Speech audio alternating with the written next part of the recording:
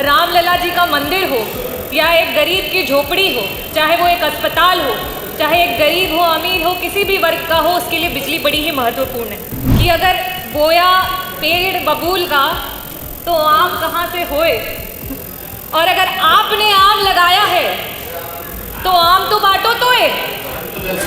अगर आपने आम लगाया है तो आम तो बांटो तोए, और खट्टा आम बता करके भाग न जाना कोई। कि जिन जिन परियोजनाओं को कागजी रूप से आपने गिना दिया है, उनमें से कितनी आपके प्लांट सुचारू रूप से आज काम करने लगे हैं। और साथ ही साथ 400 करोड़ का अगर आपको प्रतिवर्ष मुनाफा हो रहा है, तो क्या अब आप आम जनता को खिलाएंगे?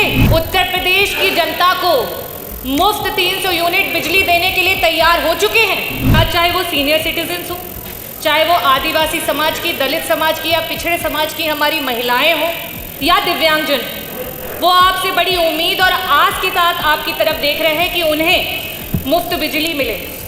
गलत अमाउंट का बिल जनरेट करने की वजह से 900 करोड़ का घोटाला भी सामने आया है। संख्या 11 डॉक्टर रागिनी।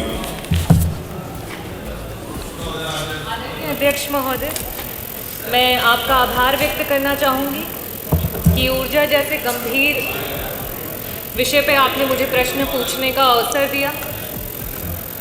बिजली एक ऐसी चीज़ है, चाहे वो एक गरीब की झोपड़ी हो, चाहे अमीर का महल, यहाँ तक कि रामलला के मंदिर में भी अध्यक्ष जी, मैंने एक आर्टिकल पढ़ा जिसमें लिखा हुआ है कि बिजली विभाग के द्वारा 4000 किलोवाट तक की ज़रूरत है, और अभी फ़िलहाल में वहाँ पे 1600 किलोवाट तक की जो है मंदिर को भव्य बनाने के लिए आपके द्वारा सुचारू रूप से दिया जा रहा है। तो अध्यक्ष जी, मेरा ये कहने का मतलब है कि चाहे वो रामलला जी का मंदिर हो या एक गरीब की झोपड़ी हो, चाहे वो एक अस्पताल हो, चाहे एक गरीब हो अमीर हो, किसी भी वर्ग का हो, उसके लिए बिजली बड़ी ही महत्वपूर्ण है।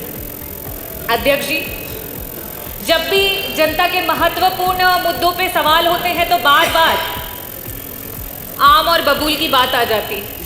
तो मैं मंत्री जी का समय न नष्ट हो और साथ ही साथ सदन का भी महत्वपूर्ण समय न नष्ट हो, तो मैं ये कहना चाहूँगी कि अगर बोया पेड़ बबूल का तो आम कहाँ से होए, और अगर आपने आम लगाया है तो आम तो बांटो तोए। अगर आपने आम लगाया है तो आम तो बांटो तोए, और खट्टा आम बता करके भाग न जाना कोई। अध्यक्ष जी, बार बार आम बबूल की बात करते हैं, तो अगर आपने आम लगाया है तो आप आम बांटिए तो सही।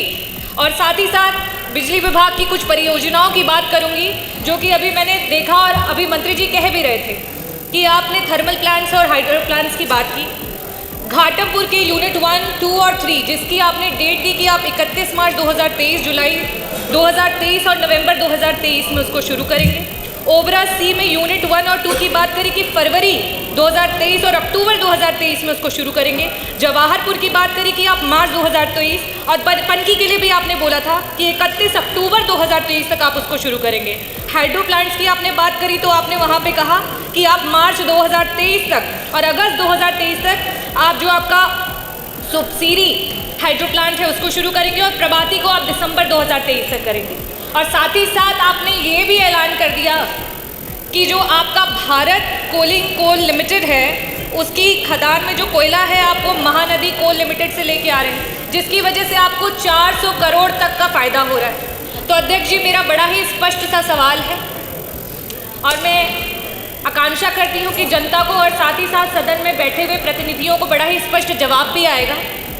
मेरा पहला प्रश्न आपसे ये है कि जिन जिन परियोजनाओं को कागजी रूप से आपने गिना दिया है, उनमें से कितनी आपके प्लांट सुचारू रूप से आज काम करने लगे हैं, और साथ ही साथ 400 करोड़ का अगर आपको प्रतिवर्ष मुनाफा हो रहा है, तो क्या अब आप आम जनता को खिलाएंगे?